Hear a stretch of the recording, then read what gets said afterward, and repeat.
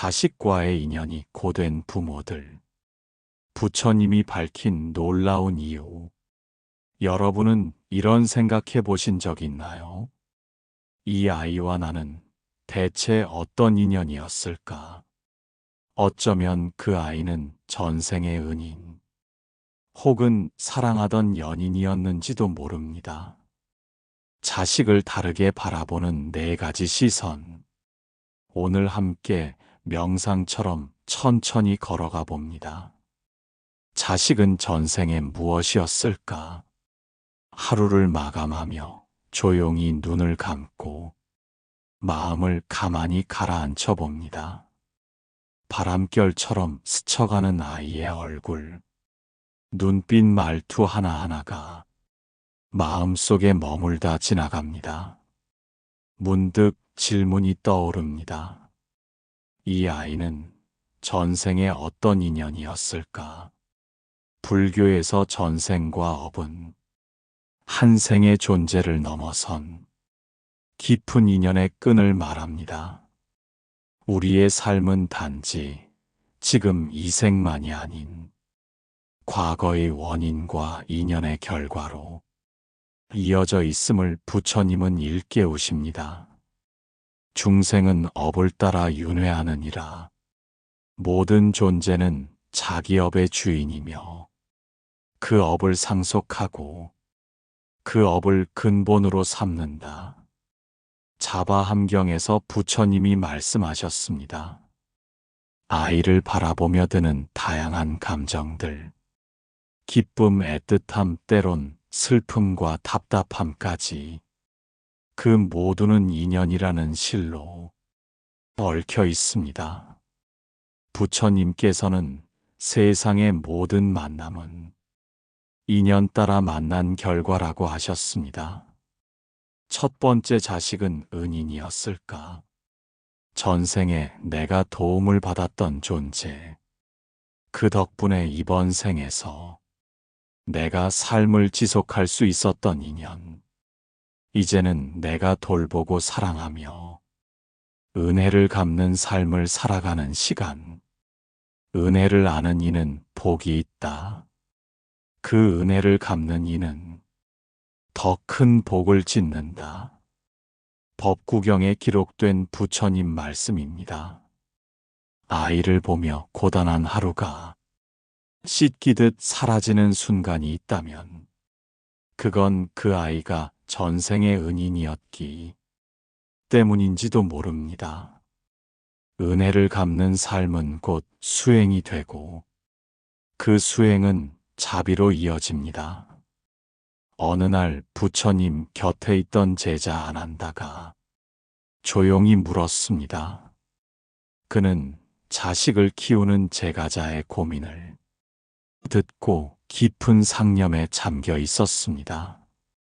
세존이시여, 어떤 이는 자식을 돌보는 일이 지극히 고되고 괴롭다 하면서도 그 아이의 얼굴만 보아도 눈물이 난다 하였습니다. 아이가 아프면 가슴이 무너지고 아이가 웃으면 세상이 환해진다 하였습니다. 세존이시여, 이 아이는 어찌하여 이토록 마음을 움직이는 존재입니까? 부처님께서 미소 지으며 말씀하셨습니다. 아난다여, 세상 모든 인연은 다 전생의 업과 원인으로 맺어진 것이다. 자식이 부모 곁에 온 것도 다 그 인연 따라온 결과이니라. 아난다는 다시 여쭈었습니다. 그러면 세존이시여, 자식이 전생의 나의 은인이었기에 이 생에 내 자식으로 온 것입니까? 부처님께서 조용히 고개를 끄덕이시며 말씀하셨습니다. 그러하도다. 전생의 깊은 인연을 맺은 이는 다시 만나게 되느니라.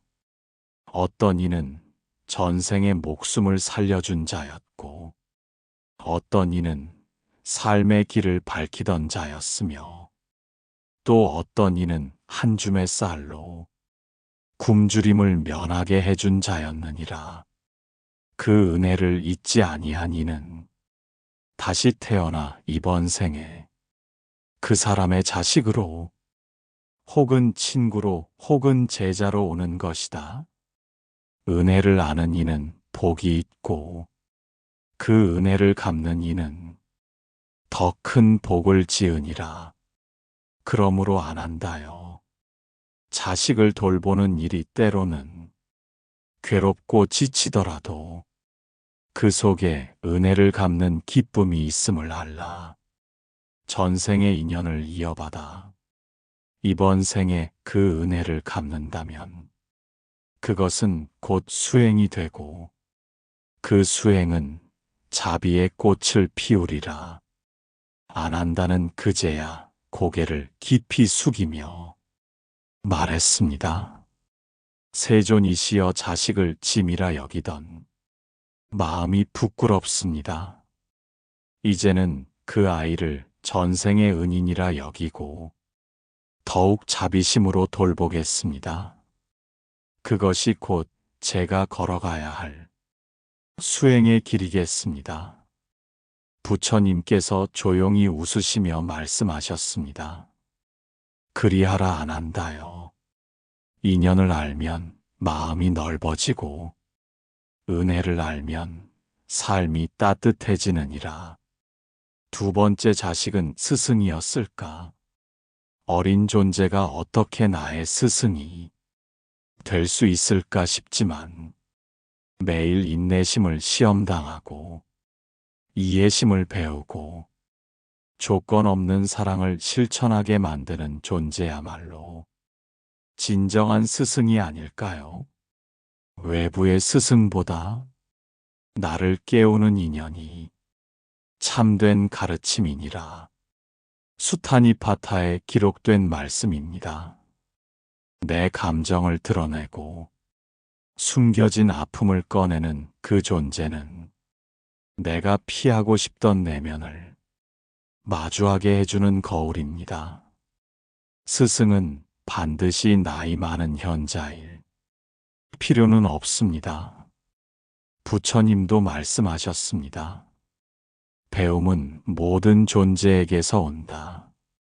어느 날 한 제자가 조용히 부처님 앞에 나와 무릎을 꿇었습니다. 그는 아이를 키우며 겪는 끝없는 분노와 자책 속에서 길을 잃고 있었습니다. 세존이시여 저는 요즘 자식에게 자주 화를 냅니다. 그 작은 아이가 제 뜻대로 되지 않으면 분노가 치밀고 매일같이 제 인내심은 무너집니다. 그런데 문득 생각하였습니다. 어쩌면 그 아이가 제 마음을 시험하고 제 안의 어둠을 드러내는 존재일지도 모르겠습니다. 세존이시여 자식이 어찌 제 스승이 될 수 있겠습니까? 부처님께서 고요한 미소를 띠시며 말씀하셨습니다.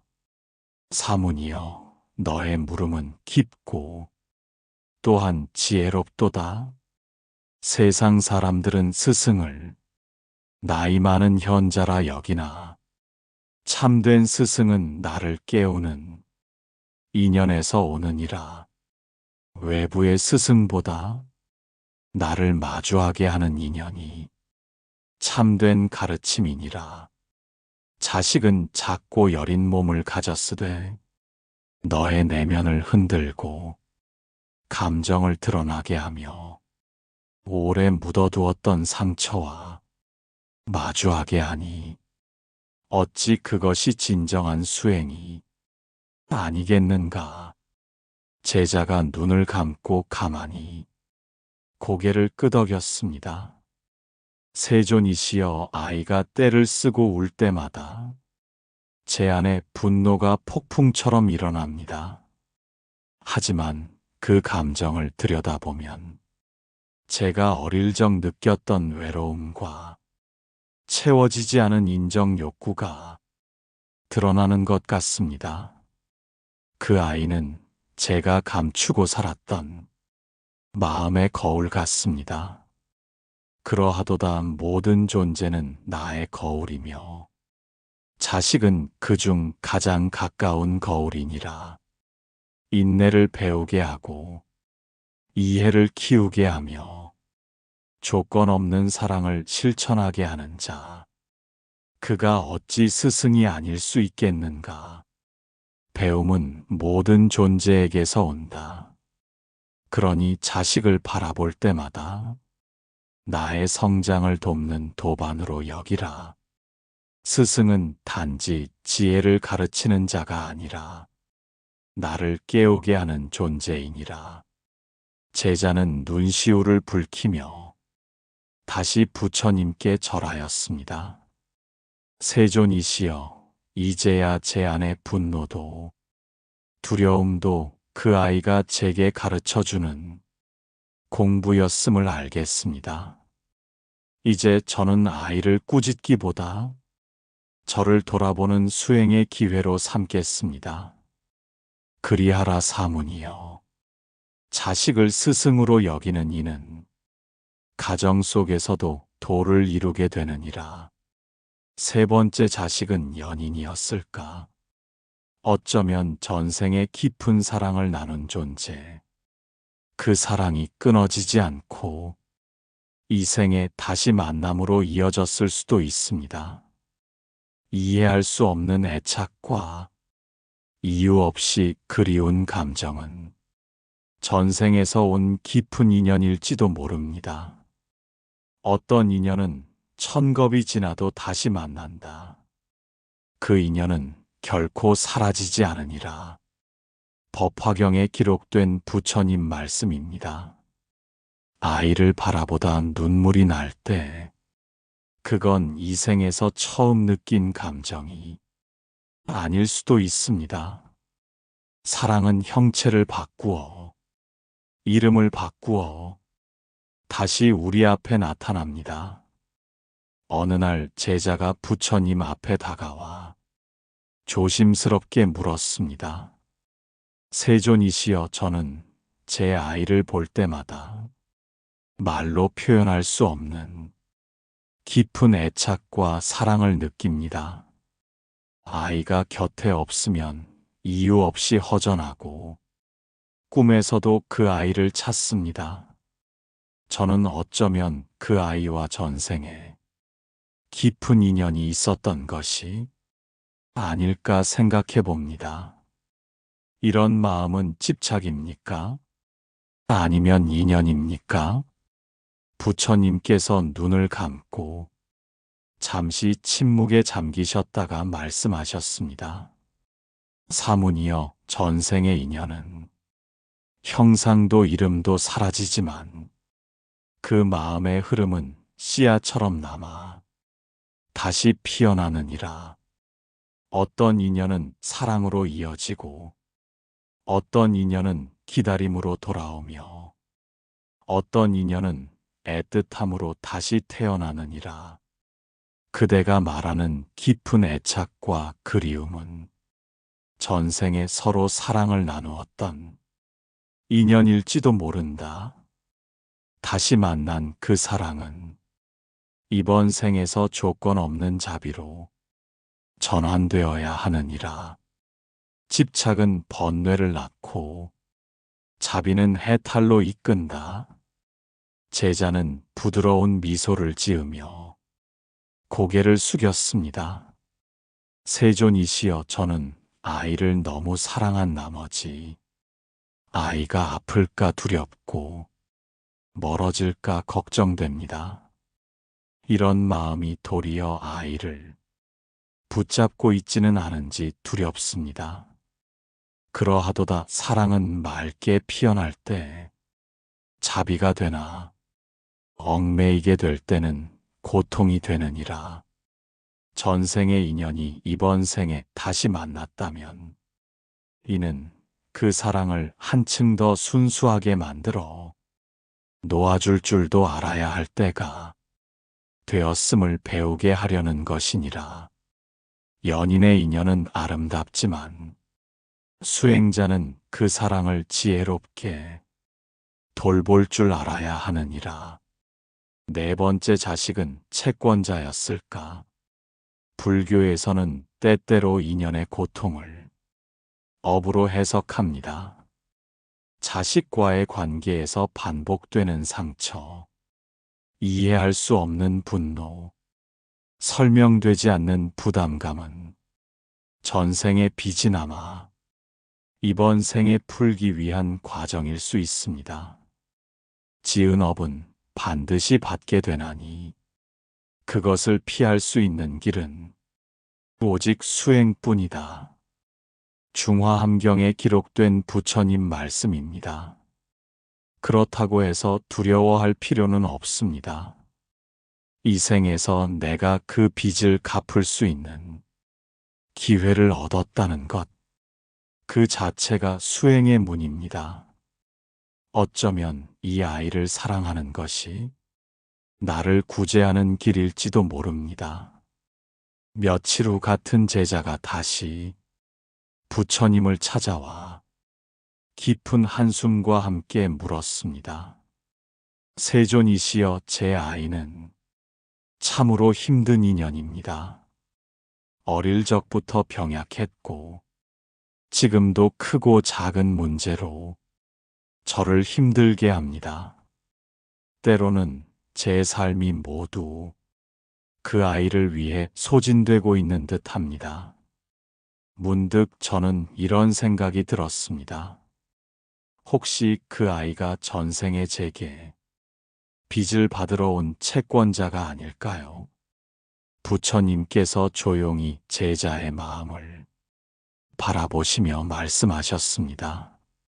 사문이여, 그대가 느끼는 고단함 속에도 인연의 깊은 뜻이 있느니라.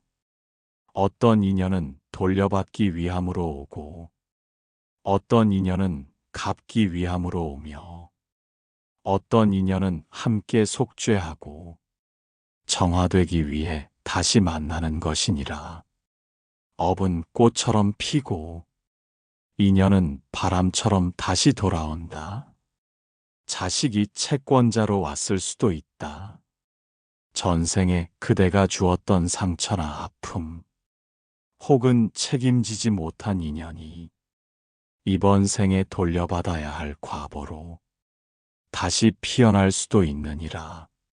그러나 사문이여, 돌려주는 삶은 벌이 아니라 수행이니라.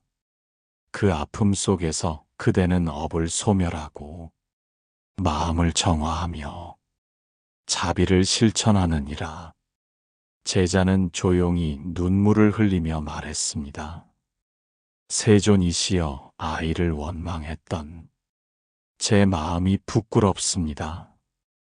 이제는 그 아이를 통해 제 삶이 씻겨나가고 제가 조금 더 자비로운 사람이 되어가고 있다는 것을 알겠습니다. 그리하라 사문이여, 업이 그대를 힘겹게 하였으되 수행이 그대를 자유롭게 하리라. 채무를 갚는 삶은 새로운 씨앗을 심는 일이다. 오늘도 그 아이를 돌보는 그대의 손길은 인연의 끝이 아니라 새로운 시작이니라. 그러므로 지금 이 순간을 받아들입니다. 자식은 내 것이 아닙니다. 이 아이는 내가 선택한 것이 아니라 인연 따라 나에게 온 하나의 존재입니다. 스스로 온 길을 가는 중이고 나는 다만 그 길을 함께 걷는 조력자일 뿐입니다. 자식을 내 것이라 말하지 말라. 모든 존재는 다만 인연 따라 잠시 머무는 것이다.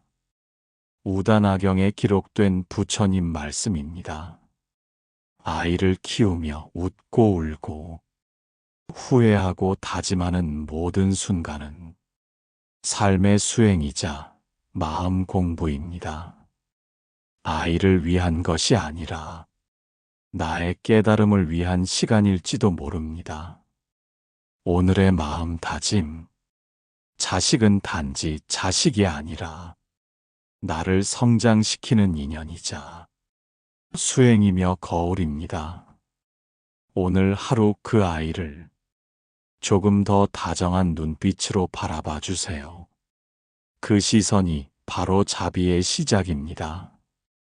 오늘 하루 내 아이가 어떤 전생의 인연이었든 나는 그 인연을 감사히 받아들이고 자비와 이해로 이 인연을 완성하겠습니다.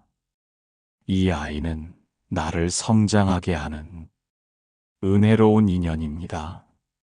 오늘도 함께 살아갈 수 있음에 감사합니다. 오늘 이야기가 여러분의 마음에 작은 위로가 되었기를 바랍니다. 부처님의 지혜는 언제나 우리 곁에 있습니다. 힘들 때마다 이 말씀을 기억해 주세요. 인연에는 때가 있고 모든 일에는 이유가 있습니다. 조급해하지 마시고 믿고 기다려 보세요. 마음고요에서는 매일 새로운 이야기로 여러분을 찾아갑니다. 구독 버튼을 눌러주시고 알림 설정까지 해주시면 놓치지 않고 새로운 지혜를 받아보실 수 있습니다. 댓글로 여러분이 고민과 사연도 들려주세요. 다음 시간에는 더욱 감동적인 이야기로 찾아뵙겠습니다. 오늘도 평안한 하루 되세요. 마음고요였습니다.